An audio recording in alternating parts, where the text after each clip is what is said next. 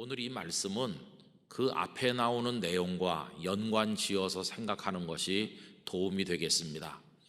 오늘 본문 앞에는 떡 5개와 물고기 2마리로 5,000명을 먹이신 이적이 기록되어 있는데, 이 이적은 사복음서에 다 기록된 유일한 이적입니다. 그런데 그 이적이 마무리되어 갈 무렵에 예수님의 모습이 평소와는 조금 다르시다는 것을 알게 되는데, 우선 서두르신다 하는 것을 깨닫게 되고, 두 번째로는 제자들을 시키시면 간단할 것을 예수님께서 직접 하시면서 제자들을 먼저 배를 타고 건너편으로 가도록 보내셨다는 겁니다. 여러분, 22절 말씀을 보십시오. 예수께서 즉시 제자들을 재촉하사 자기가 무리를 보내는 동안에 배를 타고 앞서 건너편으로 가게 하시고 라고 되어 있습니다. 그럼 왜 이렇게 하셨을까요? 그 이유 첫째는 홀로 조용히 산에서 기도하시기 위함이었습니다. 23절에 보면 무리를 보내신 후에 기도하러 따로 산에 올라가시니라 저물매 거기 혼자 계시더니 라고 했죠. 홀로 기도하시는 것은 예수님의 평상시 거룩한 습관이니까 하나도 이상할 게 없다고 생각이 듭니다. 그런데 두 번째 이유는 조금은 이상하죠. 제자들과 동행하시지 않으시고 제자들만 따로 배를 타고 먼저 가게 하신 거, 그거는 조금 이상합니다. 여러분, 그래서 제자들은 결국 어디에 있게 되었습니까? 그들은 바다에 있게 되었습니다. 그런데 그 바다가 보통 바다가 아니고 바람이 거세게 불고 파도가 높게 일어나는 아주 거친 바다였습니다. 또 그것도 저녁이 지나서 밤이 되면서 아무것도 보이지 않는 칠흑같이 캄캄한 밤바다였습니다. 예수님께서는 제자들만 그 거친 밤바다로 몰아내셨다고 말할 수가 있겠습니다. 그들은 거기서 많은 고난을 당했는데 24절에 보시면 배가 이미 육지에서 수울이나 떠나서 바람이 거스름으로 물결로 말미암아 고난을 당하더라. 그래서 예수님께서 제자들을 고난의 한복판으로 밀어내신 것 같이 우리가 이해할 수가 있겠습니다. 자, 그러면 여러분, 예수님께서 제자들을 참으로 사랑하신다고 생각을 하는데, 사랑하는 제자들을 왜 힘든 밤바다로 몰아내신 것입니까? 그 이유가 무엇일까요? 더군다나 재촉하기까지 하면서 빨리 보내신 이유는 무엇일까 하는 것입니다. 여기서 우리는 제자들을 향해 가지고 계셨던 예수님의 독특한 사랑을 깨닫게 됩니다. 그것은 다른 게 아니라 제자들을 영적으로 연단하셔서 그들의 믿음이, 그들의 영혼의 상태가 온전하도록 만들려는 마음이 예수님께 있었다는 것을 깨닫게 된다는 것입니다. 그 바로 앞에 사건과 연관을 지어서 생각을 해봐야 되겠다고 했는데, 여러분, 떡 5개 물고기 2마리로 사람들을 먹일 때 제자들의 모습이 어땠으리라고 생각하십니까? 그들은 광주리에 떡과 생선을 담아서 다니면서 사람들에게 나누어 주는데 어깨가 으쓱했을 것입니다. 마치 그 떡과 생선을 자신들이 나누어 주는 것인 양 그렇게 마음속에 흥분이 됐을 것입니다.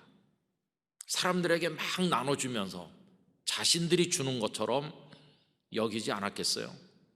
그리고 그것을 받아서 먹는 무리들은 제자들이 자기들 곁을 지나갈 때마다 부러움에 가득한 눈으로 바라봤을 겁니다. 참 부러운 사람들이다. 복도 많아. 이 사람들은 어떻게 저 예수님의 제자가 됐을까?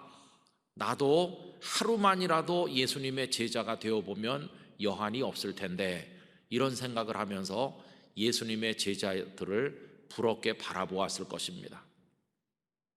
여러분, 그러는 동안 제자들의 마음은 흥분으로 가득했고, 그게 점점 커져서 마치 자신들이 떡도 생선도 나눠주는 것처럼 착각하지 않았겠습니까? 여러분, 그것은 무서운 착각이고 잘못된 교만이었어요. 그 떡과 생선은 제자들이 주는 게 아닙니다. 그거는 예수님께서 주시는 거죠. 이 제자들은 예수님께 받아서 그저 사람들에게 나누어 주는 일만 했을 뿐이지 그건 전부 다 예수님께서 주신 것이었어요. 더군다나 이 제자들은 그 위에 올라가서 보면 믿음도 능력도 없었어요. 해가 지는 시간이 가까워 왔을 때 예수님께 이 무리들을 집으로 돌려보내자고 말했던 사람들이 제자들이죠. 200데나리온어치의 떡이 있어도 모자랄까라고 말했던 사람도 제자죠. 아무 대책도 없었어요. 그들은 믿음도 없고 능력도 없었어요. 여러분, 그런 그들을 부럽게 생각하는 사람들의 생각도 잘못된 것이고, 자신들이 떡도 생선도 나눠주는 것처럼 교만한 제자들의 마음도 잘못되었다는 것을 깨닫게 됩니다. 예수님께서는 그들의 마음속을 다 들여다보시는 거죠. 이렇게 마음이 교만하다니. 빨리 재촉해서 바다로 몰아내신 겁니다. 그 밤바다에서 노를 저으면서 어부로 살았던 자신들의 경험을 다 동원해서 그 파도와 싸우면서 밤새도록 애를 써도 앞으로 나갈 수 없을 때 그들의 교만은 산산조각이 나고, 높아졌던 마음은 바닥에까지 떨어지고 깨닫는 거, 예수님 없이 우리끼리는 아무것도 아니로구나. 그거 얼마나 뼈저리게 느꼈겠어요. 여러분, 높아진 마음을 낮춰서 겸손하게 만드시고 예수님 없이 자신들끼리 할 수 있는 게 아무것도 없다는 걸 알려주시기 위해서 밤바다라고 하는 훈련장으로 예수님께서는 그들을 몰아내신 것이었어요. 또 그것도 재촉하신 것은, 여러분, 영적인 부패는 오래 놔두면 굳어지기 때문입니다. 모든 병 다 마찬가지죠. 몸에 증상이 오면 빨리 대책을 세워서 치료해야 되지, 오래도록 방치하면 나중에는 치료 불가능한 만성질환이 되거나 그것 때문에 죽을 수도 있습니다. 영적인 부패도 똑같아요. 여러분, 교만을 치료하지 않고 놔두면 그것이 그대로 굳어지고 말 것입니다. 영적인 게으름, 그리고 말씀에서 이탈해서 사는 비뚤어진 삶, 그걸 방치하면 나중에는 양심의 가책도 느끼지 못하는, 정말 그 심령이 화인 맞은 자처럼 그렇게 하나님 앞에 멸망할 수밖에 없는 것이죠. 그들의 마음이 더 굳어지기 전에, 더 교만해지기 전에 주님은 그들을 밑바닥으로 끌어내리시기 위해서 밤바다로 보내신 것을 깨닫게 되는 것입니다. 저는 요즘에 우리가 그런 처지에 있다고 생각합니다. 여러분, 그동안 우리 얼마나 교만했습니까? 우리가 다 잘해서 하는 줄로 생각을 했죠. 그리고 이만한 나라를 세우고 이만한 한국 교회를 세우고 그리고 이만큼 먹고 사는 것이 다 우리의 능력인 줄로 생각했었는데, 그건 교만이고 착각입니다. 지금 주님께서는 우리를 코로나19 팬데믹이라고 하는 밤바다 한복판으로 몰아내시고 한번 거기서 잘 지내봐라 이렇게 하시는 거죠. 그런데 눈에 보이지도 않는 그 바이러스를 이기지 못해서 다 불안해하고 심지어 죽기도 하고 집 바깥에 나가지도 못하고 온 사회가 멈춰 서 있는 것 같은 이 지경을 당하고 보니까 우리 인간이라고 하는 존재가 얼마나 보잘것없는가, 그걸 지금 깨닫고 있는 게 아니겠습니까? 우리의 자부심, 우리 자신을 믿었던 마음 다 지금 막 산산조각이 나고 박살이 나고 있는 중이죠. 그러면서 더 진하게 깨닫는 것은, 그렇구나, 그렇게 연약한 우리들인데 그나마 오늘 여기까지 사는 거 하나님의 은혜구나, 그거 깨닫는 거죠. 여러분, 그리고 주님은 그들을 내버려 두시지 않으셨죠. 주님께서는 그들에게로 오셨죠. 오늘 본문 25절에 보면 밤 사경에 예수께서 바다 위로 걸어서 제자들에게 오시니, 여러분, 예수께서 오신다, 이거보다 더 큰 축복의 메시지가 어디 있겠어요? 주님께서 오신다, 이게 성탄의 핵심 메시지 아닙니까? 예수님께서는 산에 계셨어요. 제자들은 저 바다에 있었어요. 멀리 있었어요. 그러나 주님은 그들을 다 알고 계셨어요. 아, 이제는 낮아지고 있구나. 이제는 엎드리고 있구나. 이제는 자기들의 힘으로 안 된다는 걸 알았구나. 그들의 처지를 다 알고 계셨어요. 여러분, 예수님께서는 우리와 함께 계시는 것 같지 않지만 함께 계시고, 멀리 계시는 것 같지만 우리의 모든 형편과 처지를 속속들이 다 알고 계시고, 우리가 어떤 상태에 있는지 다 아시고, 단 한 번도 당신의 시선을 우리로부터 거두신 적이 없으신 분, 우리 주님이십니다. 다 알고 계세요. 그래서 이제 오시는 거죠. 누구를 위해서? 우리를 위해서 오십니다.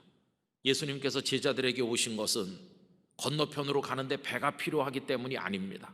배를 좀 함께 타자 그래서 오시는 게 아니잖아요. 주님은 물 위로 걸어서 오신다는 게 뭘 말해줍니까? 이 세상이 다 나의 만든 것이고 이 바다가 나를 막을 수가 없고 나는 물 위로 걸어가고 배 같은 거 나에게 필요 없지만 내가 너희들에게 다가오는 것은 너희들을 위해서다. 여러분, 주님은 이 땅에 왜 오시는가? 우리를 위해서 오시는 것이지 주님의 어떤 아쉬운 것을 위해서 오시는 건 절대로 아닌 것입니다. 전적으로 우리를 위해서 주님은 이 세상을 향하여 다가오셨고 지금도 다가오고 계십니다. 우리 영락의 성도들이 눈을 열어서 우리의 고난의 현장으로 다가오고 계신 예수님을 볼 수 있기를 원합니다. 주님 어서 와주십시오. 이렇게 기도하면서 주님을 바라볼 수 있어야 됩니다.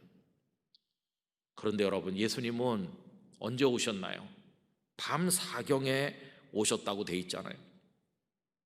여기 유대인들은 보통 삼경으로 나누는데 사경이라고 한 걸 보면 로마식으로 기록했다는 생각이 듭니다. 저녁 6시부터 9시까지가 1경, 그 9시부터 밤 12시까지가 2경, 그때로부터 새벽 3시까지가 3경, 3시부터 6시까지 새벽녘까지가 4경인데 밤 4경에 오셨다고 하면 제일 빨리 해도 밤 3시에 오신 거죠. 아니면 4시, 5시, 6시. 여러분 생각해 보세요. 제자들이 배를 타고 출발한 게 어느 때쯤입니까? 그 전날 이제 무리들이 아직 들판에 앉아 있을 때 그래도 해가 좀 있을 때 떡과 생선을 나눠줬을 텐데 다 받아 먹고 나니까 좀 어둑어둑해졌겠죠. 그래도 아직 캄캄한 밤은 아니죠. 그들을 해산시키고 예수님께서 저녁에 산에 가셨다고 그랬으니까 아직 저쪽 서산에 그래도 석양빛이 조금 남아있을 때, 아주 깜깜하진 않을 때, 아마 한 오후 6시나 7시나 제자들은 바다로 나가고 예수님은 산으로 가셨을 것 같아요. 그럼 6시라고 생각해 보세요. 그럼 새벽 3시에 예수님 오셨으면 제자들끼리 있었던 시간이 몇 시간입니까? 9시간이죠. 9시간 이상 제자들끼리만 있었어요. 왜 예수님은 한 밤 10시쯤, 아니 그보다 좀 더 일찍 와주시지 않으셨을까? 주님은 기다리시는 겁니다.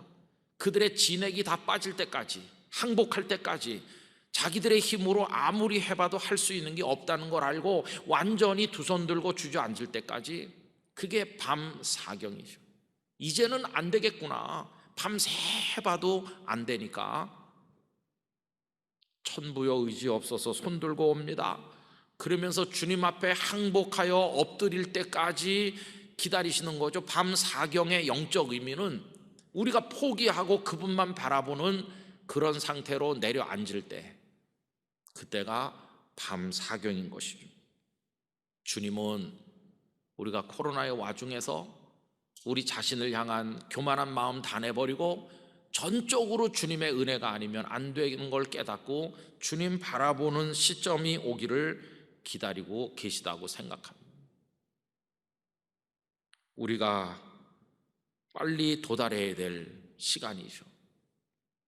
그리고 그 다음에 예수님은 그들에게 오셔서 위로해 주시는 거예요.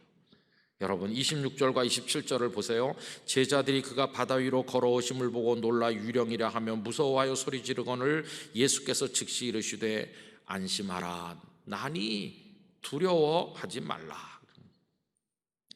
그 거센 바람 소리, 그리고 물결 이른 소리, 그 파도가 뱃전에 부딪히는 소리, 옆에 있는 사람의 말소리도 들리지 않을 정도로 그 밤에 그 거친 소리가 들리는데, 그 거센 소리 사이사이에 주님의 세미한 음성이 들리는 거죠. 안심하라, 나다, 나, 두려워하지 말아라. 여러분, 그 소리를 그들이 듣는 순간 얼마나 놀랐겠어요. 그리고 얼마나 위로가 됐겠어요. 처음에는 저쪽에 시커먼 뭐가 보였을 때 유령인가 이렇게 두려움이 그들을 사로잡았는데, 주님이시다. 여러분, 위기 속에서 만나는 주님, 얼마나 큰 위로와 평강을 가져오시겠습니까?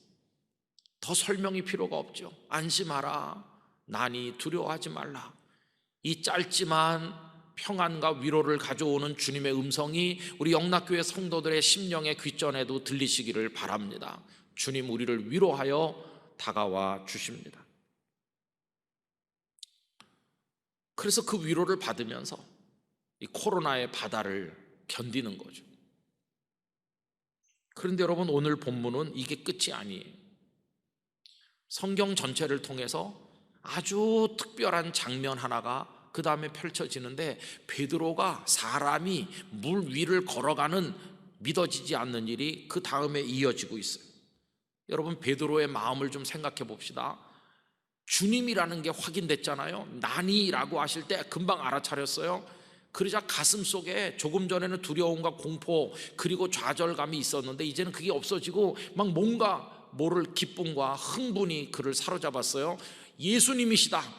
그러면 내가 예수님께 가야지. 충동적으로 저를 오라고 불러달라고 예수님께 그렇게 말씀드리죠. 28절, 베드로가 대답하여 이르되 주여, 만일 주님이시거든 나를 명하사 무리로 오라 하소서 하니, 너무나 기쁘고 흥분돼 가지고 나를 오라고 불러달라고 거의 충동적인 말씀을 드렸다고 생각합니다.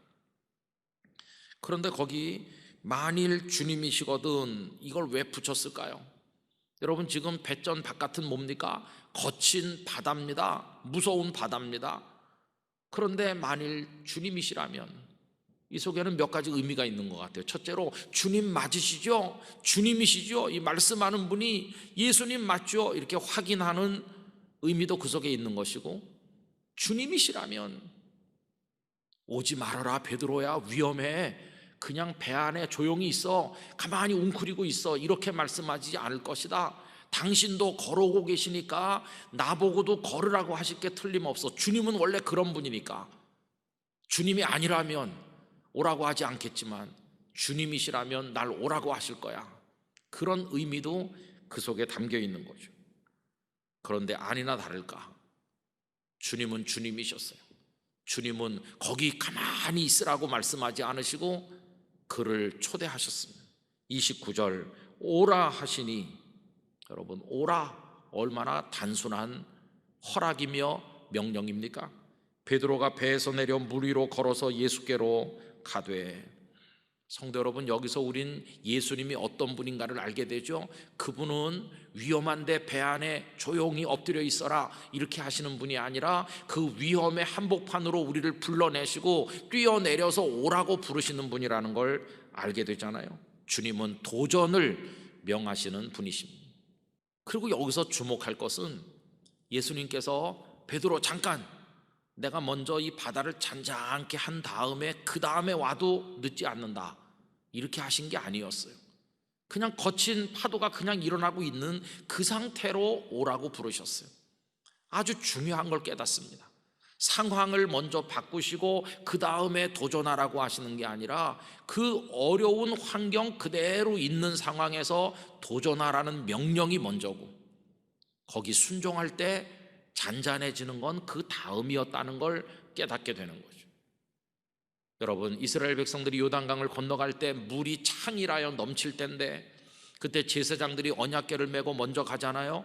그 요단강 물이 멈춰서 바닥이 드러난 다음에 제사장들이 요단강으로 들어갔습니까? 아닙니다. 여전히 물이 막 흘러 넘칠 때 언약궤를 맨 제사장들이 물속에 첨벙 발을 담그니까 그때서야 물이 멈췄었어요. 여러분, 코로나19 하나님께서 다 끝낸 다음에 2021년을 주시는 게 아니에요. 여전히 코로나의 파도가 우리를 뒤덮고 있어요. 그러나 주님은 그러니까 2021년도에는 아무것도 하지 말고 배 안에 엎드려 있어라 이렇게 말씀하시지는 않으신다는 거예요.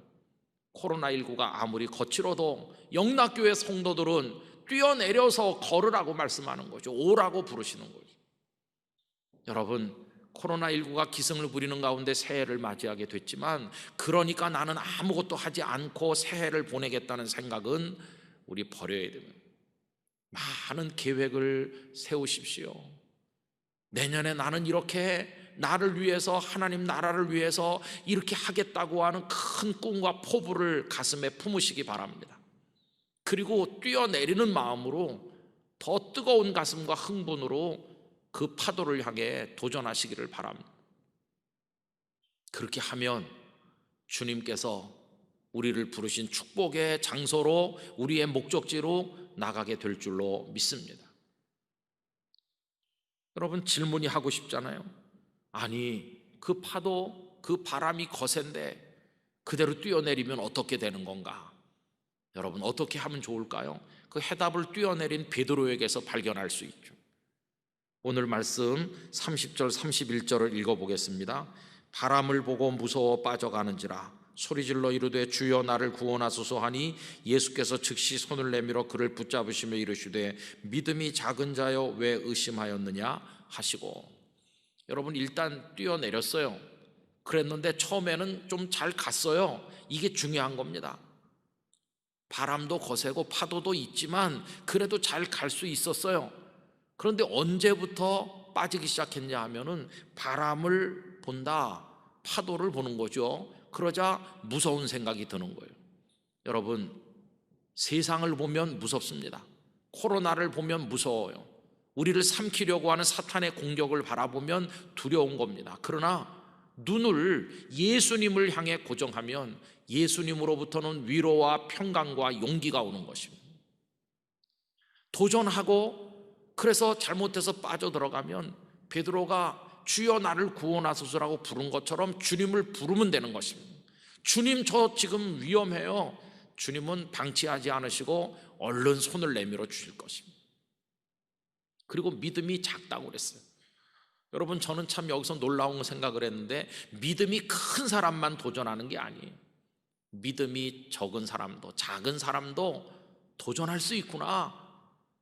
나는 믿음이 작지만 그럼 내가 부족한 나머지는 어떻게 되는 것인가? 나머지는 주님께서 손도 내밀어 주시고 건져 주시는 거죠.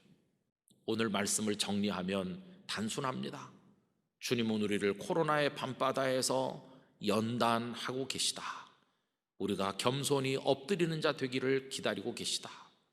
그러나 우리를 방치하지 않으시고 우리 형편을 알고 보고 계시고 밤 사경이 되면 우리에게 오셔서 안심하라, 나니 두려워하지 말라고 위로해 주실 주님이실 것이다.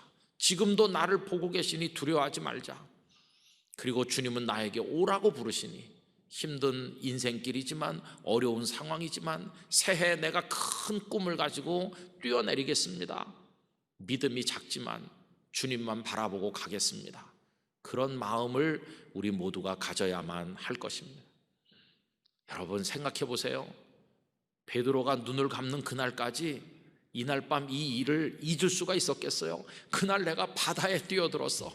바다를 내가 걷다니. 비록 빠져 들어갔었지만 내가 그날 밤 일을 어떻게 잊겠나? 제자들 어떻게 잊겠어요? 주님이 물 위로 걸어오시고 동료가 물 위를 걷고, 그리고 주님이 다 잔잔케 하시고, 가장 최악의 바다가 평생 가슴에 뜨거운 감동을 주는 그날 밤에 잊을 수 없는 그런 귀한 체험이 되지 않았겠어요? 이 코로나19가 세월이 많이 지난 다음에 우리들에게 잊히지 않는 은혜의 간증이 될 거라고 믿습니다. 우리 후손들에게 그때 2020년, 2021년 코로나가 너희들 뭔지 아니? 무서운 전염병이었어 이러면서, 그렇지만 그때 우린 이렇게 주님 바라보면서 주님의 은혜를 체험했지, 이렇게 간증할 수 있는 축복의 이야기로 바뀌게 될 것이라고 믿습니다. 여기까지 인도하신 하나님께 감사드리며 새해를 열어주시는 하나님께 영광 돌리며 영락의 성도 여러분, 우리 모두 영적으로 주먹을 불끈 쥐고 주님 바라보며 달려가게 되길 원하고 여러분들에게 큰 은혜와 평강을 주께서 허락해 주시기를 간절히 기원합니다. 이게 바로 마귀와 싸우는 삶입니다. 마귀들과 싸울지라 죄악 벗은 형제여, 담대하게 나가서 승리하는 우리 모두가 되기를 간절히 기원합니다.